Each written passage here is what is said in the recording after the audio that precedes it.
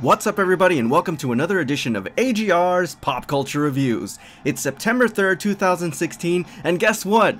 YouTube is making updates to their terms of service. Yay, that's freaking awesome. That's exactly what I wanted to freaking hear today. Don't worry, we're gonna get to the review in a minute, but there's some things that we need to talk about, specifically with these new changes that YouTube is making, or rather, what they're now forcefully enforcing. So look, I haven't been on YouTube very long, and I know that there's been people who have been making videos for years, and this is really not affecting me, and I can't believe I'm gonna say this, but I'm actually thanking God that I'm a small enough channel that I'm not on YouTube's radar too much. But for the bigger channels, man, they're really getting the screws put to them with this new terms of service. I mean, it was bad enough when we would get copyright strikes for everything, and believe me, I've been copywritten striked a lot, especially for some of the reviews that I do. And it's really stupid because look, many of the things that I post are obviously covered under the copyright clause. I mean, for God's sakes, my channel says AGR's Pop Culture Reviews. I can assure you, and I think other YouTubers will agree, is that there's nothing quite so frustrating as you waking up, checking your inbox, and you see a freaking copyright strike for no apparent reason, when your content is clearly covered under the copyright clause. Now, in my opinion, and in the opinion of many other content creators, YouTube is taking this way too far, and it's essentially destroying what YouTube is. And the tragedy about this is that those people who created content, those very creative YouTubers who essentially made YouTube what it is today, are actually getting screwed by YouTube now. Essentially what YouTube is saying is that we need to have people making videos on YouTube that are a little more advertiser friendly, which really freaking sucks. Look, some of the things in the terms of service actually make sense, and I understand why those things are not allowed. But where it really gets a little bit tricky is really the use of foul language. I mean, I know YouTubers who have made an entire career, and indeed one of the reasons that I watch them is because of their rants and the way that they put things together. And yes, they do use vulgar language. You say vulgar, I say colorful metaphors. Now look, put the vulgar language aside for a minute, as if that wasn't bad enough. But what people really have a problem with is things like controversial, sensitive subject matter, events, including subjects related to war, political conflicts, natural disasters and tragedies, and even things like graphic imagery. That's insane! YouTube is one of the greatest platforms in which to discuss things, especially controversial topics, and what they're saying is that we don't want you talking about those things. Essentially what this is censorship by proxy. Sure, unlike other dictatorships, they're not going to come in and storm your house and take all your content, but what they do, very cleverly I might add, is that they'll hit you in the pocketbook, because these videos are being striked, and essentially what that means is that you can't earn any money on those videos that you upload, and that's pretty messed up. It seems to me that it's pretty clear what YouTube is trying to do, and essentially it's trying to push out those content creators that might cause a problem for them in terms of ad revenues. Just for some perspective, if you've noticed, I haven't used any foul language in this video yet. And the reason I haven't is because if I do, or if I use it too much, they're going to strike the video as being in violation of their terms of service. But you know what I say to that? Fuck it. And the reason that I say that is because take a look at this video. So far there's been so much graphic content that this fucking video is going to get flagged anyway, because that's also part of their terms of service. As I mentioned before, I'm relatively new to YouTube, and I'm a pretty small channel, and it's really hard to grow a fan base, especially to get subscribers. And this is gonna make things exponentially worse. As it is, the way that YouTube promotes videos of much larger channels puts smaller channels at a disadvantage, obviously. And I understand that because that's how they make their revenue. But this is gonna make things incredibly more difficult. It's just one more layer of bullshit. So at this point, I actually don't know what's going to happen in terms of content and what creators are going to do to try to appease these new terms of service. I wonder how it's going to change things and change certain channels that I personally love. I guess we'll have to wait and see. One thing is certain though, YouTube is definitely changing, and not particularly for the better. This used to be a platform where people can express themselves without any repercussions and without any censorship. And it looks like all of that is coming to an end, and there's a problem with that. Sorry about that, guys. I told you we'd get to the review in a minute, and this has gone on for about 5 minutes now.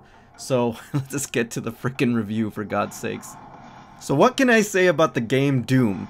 It's actually really appropriate that I'm freaking reviewing this game and talking about the whole mess with YouTube, because this game is one big fuck you to modern traditional first-person shooters, and I loved every freaking minute of it. What id and Bethesda Studios did here was quite brilliantly bring us back to the rudimentary and simple gameplay of the original first-person shooters, and this is definitely a hallmark of the original Doom games. Now, what I mean by rudimentary is that this game is very basic, and that's really an understatement.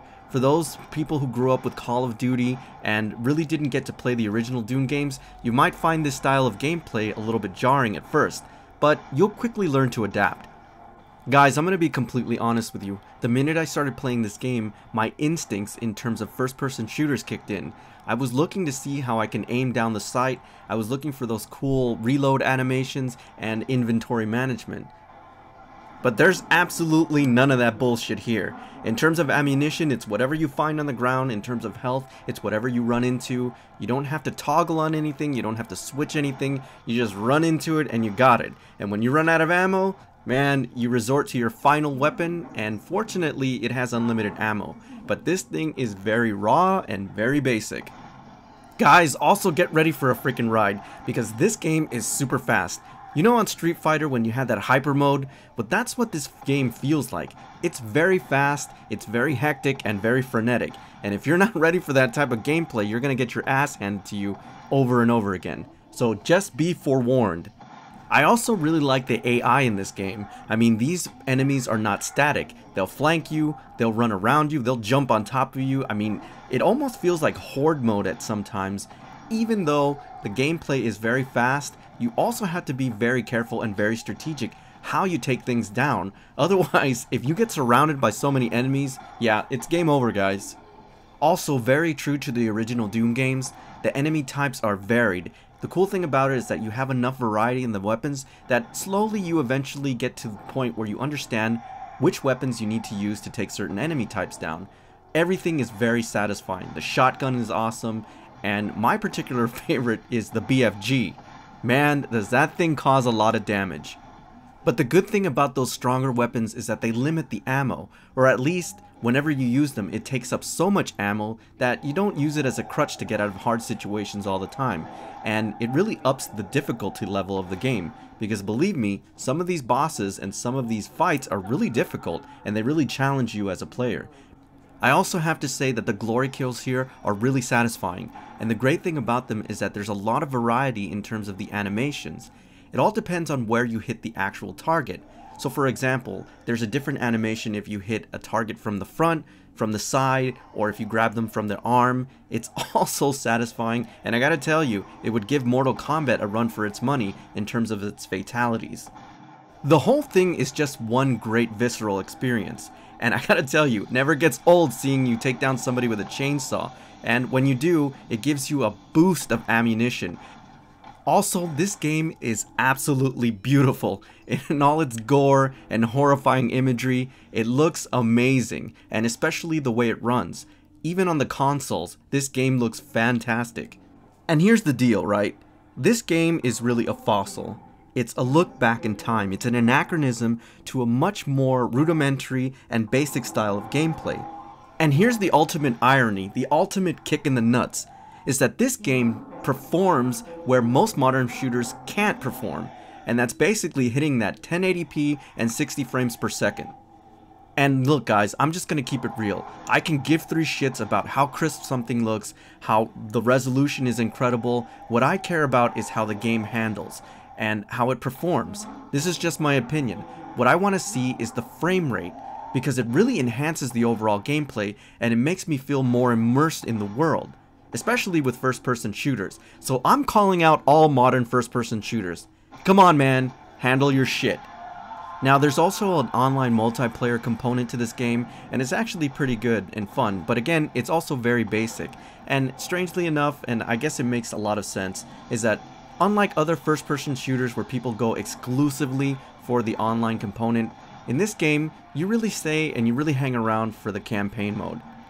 Alright guys, so that's my official review on Doom, and you know what, after watching all of this footage, it makes me want to go back and play some of the harder modes, and there's definitely a lot of replayability with this game. So guys, if you want a really great time of mindless fun and killing demons from another dimension, this is the game for you and I highly recommend it. Trust me guys, you're gonna have a hell of a time with this game, especially when all hell breaks loose, sometimes quite literally. As always, I thank you for tuning in, and I'll see you on the next AGR's Pop Culture Reviews. Now let's go listen to some of that hard rock music.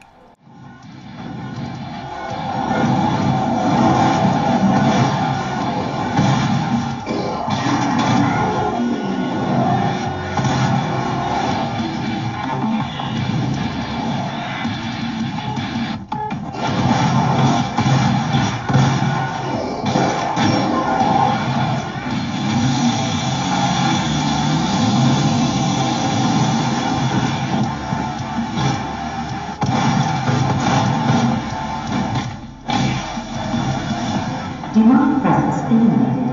Lockdown disengaged. Oh my god, YouTube, I'm so sorry. I think I may have offended somebody with that video. I'm sorry I didn't make it a free space zone. Let me play this music instead. We certainly don't want to lose revenue. It's a pleasure to meet you, my friend. Come take a seat at my desk. I gotta tell you, kid, the whole team is more than impressed. Your melody's soar, and all of your choruses shine. The lyrics are sound, and your voice is fundamentally fine. But face it, if you wanna make it onto radio, kid, you gotta do as I say. Change all the hymns into hers, and just don't tell the world that you're happy to help. Take my card, please think about what I've said. But this is an industry where people make money, so your art has